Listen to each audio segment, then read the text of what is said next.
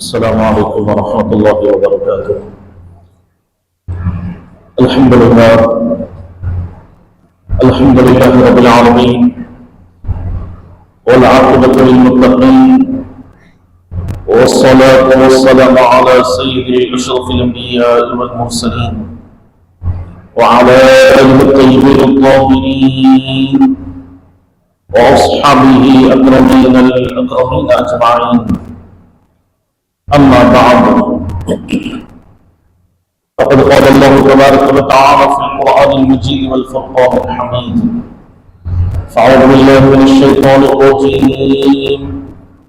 بسم الله الرحمن الرحيم. أقيموا الصلاة وآتوا الزكاة. وقال الله عز وجل: والذين يكنزون الذهب والفضة ولا ينفقونها في سبيل الله فبشرهم بعذاب أليم. صدق الله العظيم. قال الله تبارك وتعالى في شأن حبيبه تعظيما وتكريما: إن الله وملائكته يصلون على النبي يا أيها الذين آمنوا صلوا عليه وسلموا تسليما. اللهم صل على سيدنا محمد وعلى آله وصحبه أفضل صلواتك وعدد معلوماتك وبارك وسلم. تمام حمد و تعریف اللہ رب العالمین کے لیے ہے، جو ساری کائنات کا خالق و رازق ہے، اور لاکھوں کروڑ درود و سلام آخر جہاں تاجدار مدینہ احمد مجتبی محمد مصطفیٰ صلی اللہ علیہ وسلم پر، جن کو اللہ رب العزت نے دونوں جہانوں کے لیے رحمت بنا کر بھیجا۔ حاضرین کرام، ابھی میں خطبے کے دوران قرآن مجید فرقان حمید کی جن آیات بینات کی تلاوت کرنے کا شرف حاصل کیا، اس میں اللہ تبارک و تعالیٰ کا ارشاد ہے کہ اقیموا الصلاۃ وآتوا الزکاۃ، کہ نماز قائم کرو اور زکات ادا کرو۔ اور دوسری آیت مبارکہ میں اللہ تبارک و تعالیٰ نے ان لوگوں کے متعلق فرمایا، ان دنیا داروں کے متعلق فرمایا جو مال کو جمع کر کے رکھتے ہیں اور اللہ کے راستے میں خرچ نہیں کرتے، اللہ کے نام پر خرچ نہیں کرتے، ان کے لیے اللہ تبارک و تعالیٰ نے فرما دیا کہ حضور صلی اللہ علیہ وسلم آپ ان لوگوں سے فرما دیجئے جو لوگ اپنا سونا اور چاندی کو جمع کر کے رکھتے ہیں، اپنے مالوں کو جمع کر کے رکھتے ہیں، اللہ کے راستے میں خرچ نہیں کرتے، انہیں دردناک عذاب کی خوشخبری سنا دیجئے، انہیں دردناک عذاب کی بشارت دے دیجئے۔ حاضرین کرام، اسلام کہ بنیادی جو 5 ارکان ہیں ان میں سے ایک اہم رکن زکات بھی ہے۔ اور یاد رکھیں کہ عبادتیں 2 قسم پر مشتمل ہے، ایک کا تعلق مال سے ہے جس کو عبادت مالی کہا جاتا ہے جیسے زکات، صدقات وغیرہ، اور ایک کا تعلق بدن سے ہے جسے عبادت بدنی کہا جاتا ہے، جیسے کہ ہم نماز ادا کرتے ہیں، اللہ تبارک و تعالیٰ کی بارگاہ میں حج وغیرہ کرتے ہیں، اور حج ایسی اللہ تبارک و تعالیٰ کی محتمل بشان عبادت ہے جس میں مال بھی خرچ ہوتا ہے اور بدنی محنت بھی خرچ ہوتی ہے۔ اور یہاں پر بتلایا گیا کہ عبادتیں 2 قسم پر ہیں، ایک مالی عبادت ہے اور دوسری بدنی عبادت ہے۔ بدنی عبادت جیسے ہم روزے کا اہتمام کر رہے ہیں، نمازوں کا اہتمام کر رہے ہیں، یہ بدنی عبادت سے کہا گیا، اور پھر مال کی خرچ کرنے کو مالی عبادات کا قرار دیا گیا جیسے زکات وغیرہ۔ اب یہاں پر سب سے پہلے صاحب نصاب کو سمجھتے ہوئے چلے کہ صاحب نصاب کسے کہتے ہیں۔ صاحب نصاب ہر اس شخص کو کہتے ہیں کہ جس کے پاس 6 تولے سونا یا 42.5 تولے چاندی یا اس کے برابر روپیہ پیسہ موجود ہو اور اس پر 1 سال گزر چکا ہو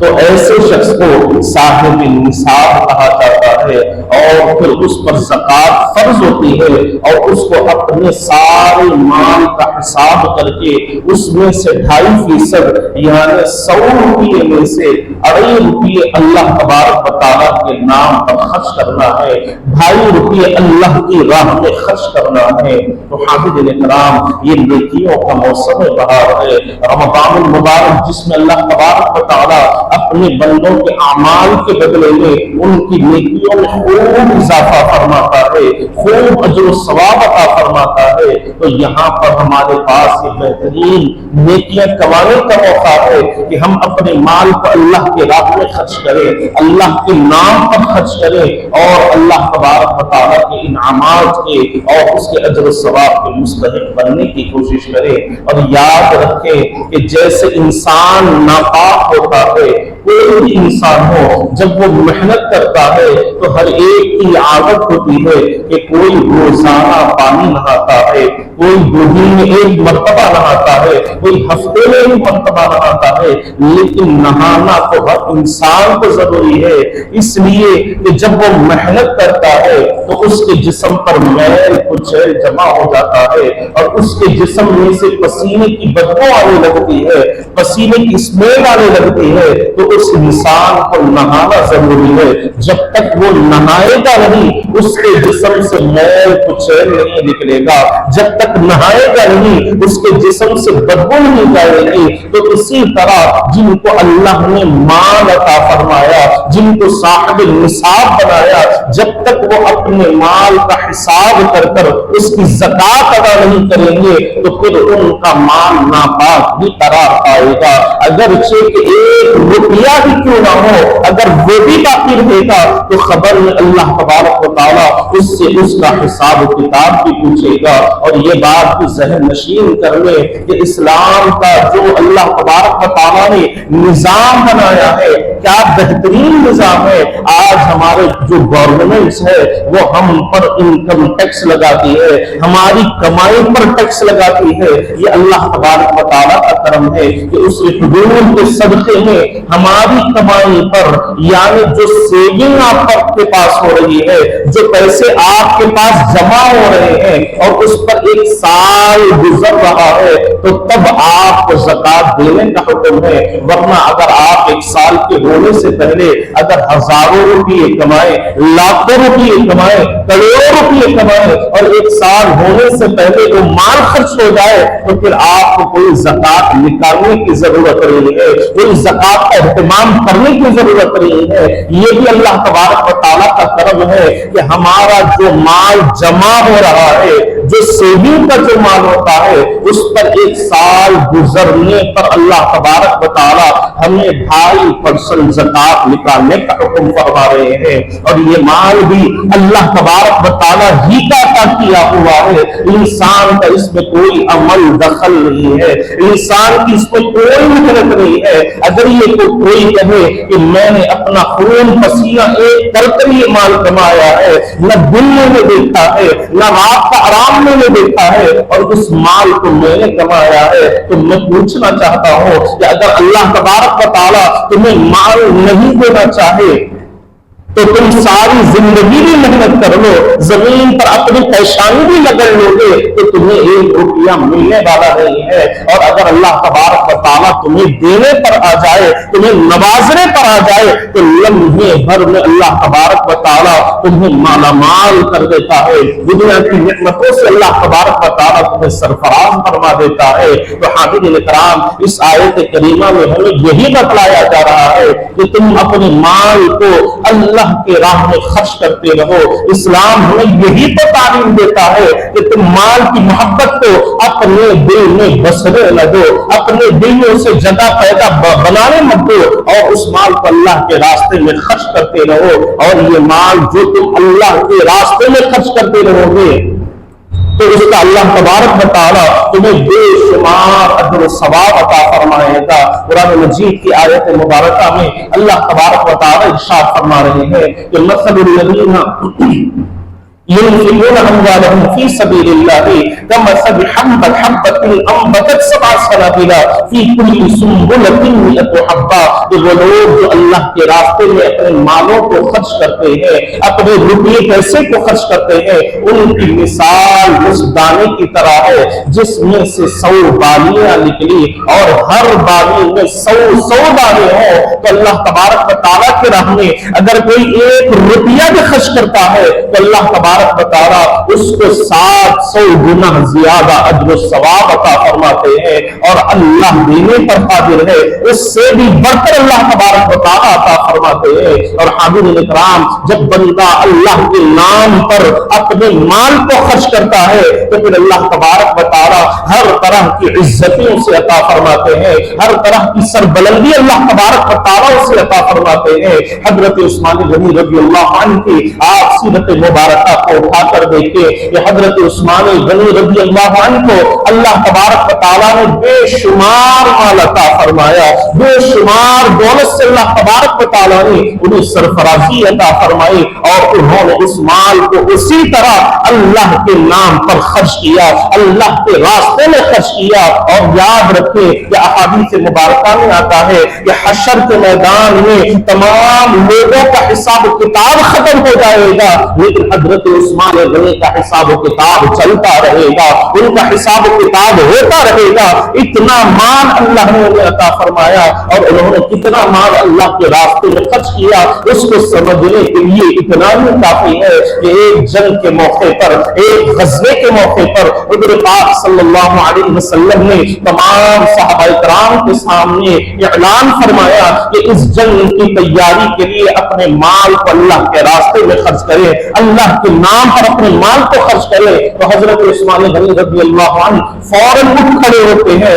اور عرضگزار ہوتے ہیں کہ یا رسول اللہ، میں 1000 گھوڑے اللہ کے نام پر دیتا ہوں، اور ماں ساز و سامان کے. اس کے بعد پھر بیٹھ جاتے ہیں. کچھ دیر کے بعد پھر حضور نے اعلان فرمایا کہ ہے کوئی اللہ کے نام پر اپنے مال کو خرچ کرے. تو پھر حضرت عثمان غنی دوسری مرتبہ کھڑے ہو جاتے ہیں اور کھڑے ہو کر عرض کرنے لگتے ہیں کہ یا رسول اللہ، 1000 اور گھوڑے ماں ساز و سامان کے میں اللہ کے نام پر دیتا ہوں. پھر بیٹھ جاتے ہیں. کچھ دیر کے بعد پھر حضور نے جب تیسری مرتبہ اعلان فرمایا تو حضرت عثمان غنی رضی اللہ عنہ تیسری مرتبہ بھی کھڑے ہو جاتے ہیں اور کھڑے ہو کر عرض کرتے ہیں کہ یا رسول اللہ، 1000 گھوڑے ماں ساز و سامان کے میں اللہ کے نام پر دیتا ہوں. اس کے بعد پھر بیٹھ جاتے ہیں. تو آقا جہاں صلی اللہ علیہ وسلم تبسم فرماتے ہوئے، مسکراتے ہوئے ارشاد فرماتے ہیں کہ عثمان کو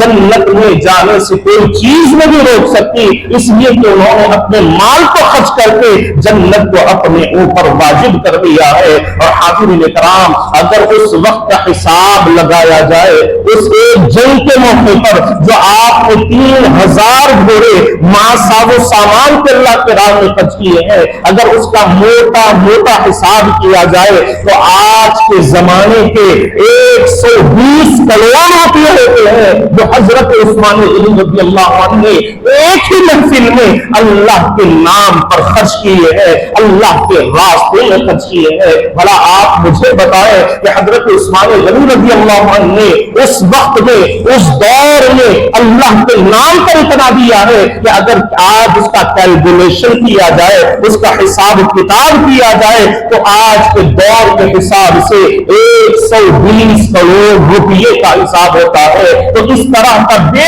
شمار مال آپ نے اللہ کے راستے میں خرچ فرمایا، اللہ کے نام پر خرچ فرمایا. اور یہ آیت کریمہ کہ مثل الذین ينفقون اموالهم جو ابھی میں نے آپ کے سامنے تلاوت فرمائی ہے، یہ حضرت عثمان غنی رضی اللہ عنہ کی شان میں اللہ تعالیٰ نے اس آیت کریمہ کو نازل فرمایا اور دنیا والوں کو بتلایا کہ جو ہمارے نام پر خرچ کرتا ہے، ہمارے راستے میں خرچ کرتا ہے، تو ہم اسے دنیا میں بھی عزت دیتے ہیں اور آخرت میں اسے بے شمار اجر و ثواب عطا فرمائیں گے. آخرت میں ہم اسے بے شمار نعمتوں سے مالا مال فرمائیں گے. حاضرین کرام، اللہ تبارک و تعالیٰ نے قارون کو بھی مال عطا فرمایا تھا. کتنا مال عطا فرمایا تھا آپ اس کا اندازہ اس بات سے لگا سکتے ہیں کہ 70 اونٹوں پر 70 ऊँटों पर उसके खजानों की कुंजियों को रखा जाता था। आप इससे अंदाजा फरमाएं कि अल्लाह तबारक व तआला ने उसे कितने खजानों का मालिक बनाया था, कितनी माल दौलत का अल्लाह ने उसे मालिक बनाया था कि 70 ऊँटों पर उसके खजानों की चाबियों को रखा जाता था, 70 ऊँटों पर उसके खजानों की चाबियों को लादा जाता था। इतना माल अल्लाह तबारक व तआला ने उसे अता फरमाया। और जब हजरत मूसा अलैहिस्सलाम को अल्लाह तबारक व तआला ने ज़कात का हुक्म फरमाया, आपने हारून से भी कहा कि तू अल्लाह के नाम पर अपने माल को खर्च कर, अल्लाह के नाम पर अपने माल की ज़कात निकाल। तो उसने आनाकानी की और पसोपेश करने लगा, आपके सामने सिफारिशें करने लगा कि मेरे माल में कुछ कमी हो जाए, मेरे लिए अहकामात में कुछ नरमी पैदा हो जाए तो मैं इसमें आगे बढ़ने की कोशिश करूंगा। चुनांचे हजरत मूसा अलैहिस्सलाम ने अल्लाह तबारक व तआला की बारगाह में अर्जी लगाई तो अल्लाह तबारक व तआला ने उसके लिए इतना हुक्म फरमा दिया कि 100 रुपये में से 1 रुपया अल्लाह के रास्ते में ज़कात देने का उसके लिए अल्लाह ने हुक्म फरमा दिया। और आज हम जो ज़कात निकालते हैं 100 रुपये में से 2.5 रुपये है, और हारून के लिए हुक्म क्या था कि 100 रुपये में से 1 रुपया निकाला जाए। और ये भी अल्लाह तबारक व तआला ही की हिकमत है, अल्लाह तबारक व तआला जानता है। जब ये हुक्म आया और उसे अल्लाह का पैगाम पहुंचा दिया गया तो उसने उसका भी कैलकुलेशन किया तो कई खजाने 1 रुपया ज़कात निकालने की वजह से उसके कई खजाने खाली हो रहे थे। तो उसने ये सोचा, ये प्लान बनाया कि हजरत मूसा अलैहिस्सलाम पर ज़िना की तहमत लगाई जाए, रेप की तहमत उन पर लगाई जाए, इससे उसकी इमेज भी खराब हो जाएगी, लोगों में उनकी इज्जत भी खत्म हो जाएगी और मुझे ज़कात वगैरह देने से भी मैं बच जाऊंगा। चुनांचे इसने एक औरत को तैयार किया। रिवायात में आता है कि वो औरत ने खुद ही हजरत मूसा अलैहिस्सलाम के सामने इकरार कर लिया कि हारून ने मुझे आप पर इल्जाम लगाने के लिए भेजा था और इतना माल उसने मुझे दिया था कि मैं आप पर इल्जाम लगाऊं और लोगों के सामने आपकी इज्जत खत्म हो जाए, आपकी इज्जत में कमी आ जाए। हाज़िरीन इकराम, जब हजरत मूसा अलैहिस्सलाम ने ये देखा तो आप जलाल में आ जाते हैं और अल्लाह की बारगाह में दुआ करते हैं, उसके लिए बद्दुआ फरमाते हैं। आप उठाकर कहते हैं कि मौला इस हारून को जमीन में धंसा दे, जैसे ही हजरत मूसा अलैहिस्सलाम ने गज़ब में दुआ फरमाई तो अल्लाह तबारक व तआला ने आपकी इस दुआ को कबूल फरमा लिया, आपकी इस दुआ को उसके हक में कबूल फरमा लिया और हारून जमीन के अंदर धंसने लगा। जब उस जमीन के अंदर धंस गया तो उसने ये कहा कि आप देखें कि जिसके दिल में माल की मोहब्बत हो जाती है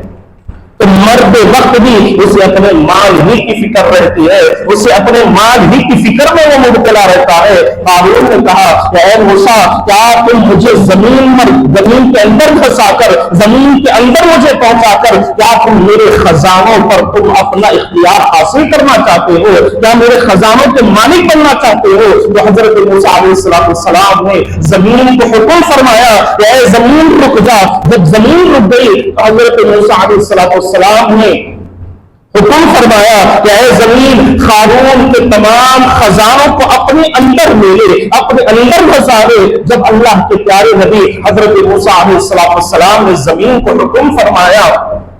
तो हारून के तमाम खजाने जमीन बेस हो गए, जमीन के अंदर चले गए और उसके बाद हारून को भी अल्लाह के हुक्म से जमीन के अंदर धंसा दिया गया। तो आप गौर फरमाएं कि जब अल्लाह तबारक व तआला उसी इंसान को माल अता फरमाता है और उस माल की मोहब्बत इंसान अपने दिल में बसा लेता है तो फिर न उसको अपने अंजाम की फिक्र होती है, न अपने इख्तिताम की फिक्र होती है, न अल्लाह के पास उसे हाजिरी की कोई फिक्र होती है। तो इसीलिए अल्लाह के प्यारे हबीब सल्लल्लाहु अलैहि वसल्लम ने हमें यही फरमाया कि तुम अपने माल को खर्च करके, अपने माल को लुटाकर अल्लाह की बारगाह में अपने आप को मकबूल बनाओ, अल्लाह की बारगाह में कुर्बत हासिल करने वाले हो जाओ। वरना याद रखो, अगर तुम माल जमा कर रखोगे और उसे अल्लाह के रास्ते में खर्च नहीं करोगे तो फिर अल्लाह तबारक व तआला ने उन लोगों के लिए सख्त अहकामात फरमा दिए हैं, उन लोगों के लिए अज़ाब की बशारतें فرما دی ہے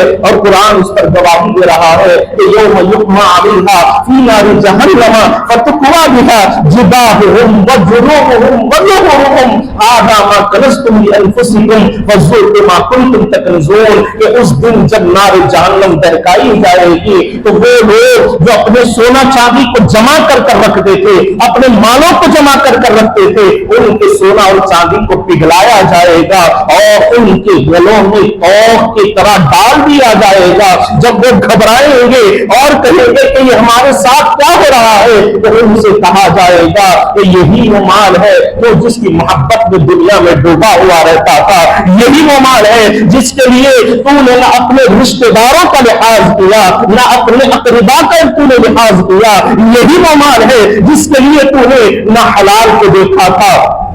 نہ حرام کی تمیز کی تھی۔ آج لے اس مال کو جمع کرنے کا مزہ چکھ لے، اس مال کو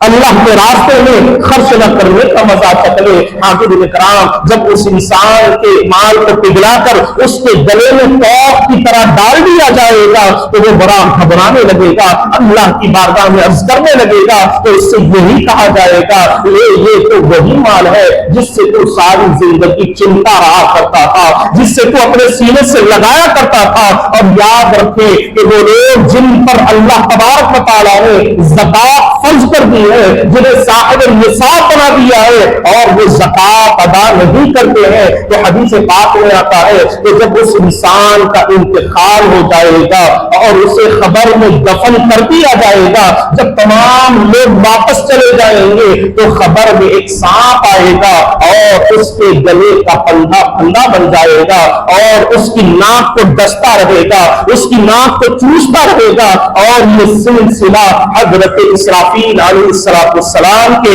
سور پھونکنے تک چلتا رہے گا۔ اور جب وہ انسان گھبرا کر کہے گا کہ تو کون ہے، مجھے یہاں پر کیوں تکلیف دے رہا ہے، تو وہ سانپ یہی کہے گا میں وہی تیرا مال ہوں جسے تو دنیا میں جمع کر رکھتا تھا، میں تیرا وہی مال ہوں جسے تو اللہ کے راستے میں خرچ نہیں کرتا تھا، میں وہی تیرا مال ہوں جس کے لیے تو نے اپنے دوستوں سے بھی دشمنی کر لی، اپنے رشتہ داروں سے بھی دشمنی کر لی اور ہر ایک کے ساتھ تو نے دھوکے بازی کی ہے، ہر ایک کا تو نے حق مار دیا ہے۔ آج وہی تیرا مال تیرے گلے کا پھندا بنا ہوا ہے، آج اسی کی سزا اللہ تبارک و تعالیٰ تجھے دے رہا ہے، اسی کی سزا میں اللہ نے تجھے مبتلا فرما دیا ہے۔ تو حاضرین کرام، اگر آپ کو اللہ تبارک و تعالیٰ نے صاحب نصاب بنایا ہے، اگر آپ کے پاس 6 تولے سونا یا 42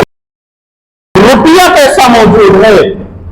تو اس کا حساب کرے اور اس کا 40واں حصہ اللہ کے نام پر خرچ کرے۔ اور یہ بھی ذہن نشین کر لے کہ اگر کسی کے پاس 1 تولہ سونا موجود ہے یا تھوڑی سی چاندی موجود ہے اور ساتھ میں تھوڑا سا روپیہ موجود ہے تو ایسے شخص پر بھی زکات واجب ہو جاتی ہے، کیونکہ اگر آپ کے پاس سونا مکمل نہیں ہے، 6 تولے سونا آپ کے پاس موجود نہیں ہے، 1 تولہ آپ کے پاس موجود ہے، تو آج اس کی قیمت جو بازار میں ہے تقریباً 80,000 سے زیادہ اس کی قیمت ہے، اور 80,000 میں 42.5 تولے چاندی بڑی آسانی کے ساتھ خریدی جا سکتی ہے۔ تو اس حساب سے چاندی کا نصاب مکمل ہوتا ہے اور آپ پر زکات واجب ہو جاتی ہے، اور اس کا آپ کو ادا کرنا، اس کی ادائیگی آپ پر لازم ہے۔ اگر آپ اس کی ادائیگی نہیں کریں گے تو پھر اللہ کی بارگاہ میں آپ عذاب کے مستحق رہیں گے، دردناک عذاب کی جو بشارتیں سنائی گئی ہے اس کے آپ مستحق بن جائیں گے۔ اور یاد رکھیں کہ زکات کن کو نہیں دینی چاہیے، اس کے مطابق بھی احادیث مبارکہ میں حضور پاک علیہ السلام نے ہماری رہنمائی فرما دی ہے کہ زکات ان لوگوں کو نہیں دی جاتی، نہیں دی جا سکتی ہے جن کی فہرست حضور نے ہمارے سامنے بیان فرما دی کہ ماں باپ، دادا دادی، نانا نانی، اسی طرح جو اوپر کے رشتے دار ہیں، اور جب ہم نیچے آتے ہیں تو بیٹا بیٹی، پوتا پوتی، نواسا نواسی کو زکات نہیں دی جا سکتی۔ میاں بیوی آپس میں ایک دوسرے کو زکات نہیں دے سکتے۔ ان کے علاوہ جتنے رشتے دار ہیں ہم ان کو زکات کا مال دے سکتے ہیں، ان کے لیے زکات کا اہتمام ہم کر سکتے ہیں۔ اور قرآن مجید کی آیت مبارکہ میں اللہ تبارک و تعالیٰ نے فرما دیا کہ انما الصدقات للفقراء والمساکین والعاملین علیہا والمؤلفۃ قلوبہم وفی الرقاب والغارمین فی سبیل اللہ۔ اس آیت کریمہ میں بیان کر دیا گیا ان لوگوں کو زکات دینے کا، صدقات دینے کا حکم فرما دیا گیا کہ جو لوگ مستحق ہے، مسکین ہے اور جو زکات کی وصولی پر لگے ہوئے ہیں، یا ایسے کافر لوگ ہیں، ایسے غیر مسلم حضرات ہیں جن کے دل میں اسلام کی محبت کو پیدا کرنا ہے، اگر وہ مستحق ہے تو انہیں بھی زکات دینے کا حکم ہے۔ اور اسی طرح سادات کو زکات دینا جائز نہیں ہے، کیونکہ حضور پاک صلی اللہ علیہ وسلم نے واضح الفاظ میں فرما دیا کہ سادات کے لیے زکات جائز نہیں ہے، مکروہ ہے، انہیں زکات دینے کا حکم نہیں ہے۔ تو شریعت مطہرہ میں جب واضح الفاظ میں بیان کر دیا گیا کہ سید حضرات کو زکات نہیں دی جا سکتی، اگر وہ مستحق ہے تو آپ کو چاہیے کہ آپ اللہ کے نام پر حضور کو راضی کرنے کے لیے حضور کے اہل بیت اطہار کو، آل رسول کو اپنے آپ میں سے اللہ تبارک و تعالیٰ نے آپ کو جو بھی حیثیت عطا فرمائی ہے ان میں سے اللہ کے نام پر ان کے لیے کچھ نکالیں، اللہ کے رسول کو راضی کرنے کے لیے کچھ نہ کچھ تحفے ان کے لیے اگر آپ نکالیں گے تو یقیناً اللہ تبارک و تعالیٰ اس کا بھی بے شمار اجر و ثواب عطا فرمائے گا۔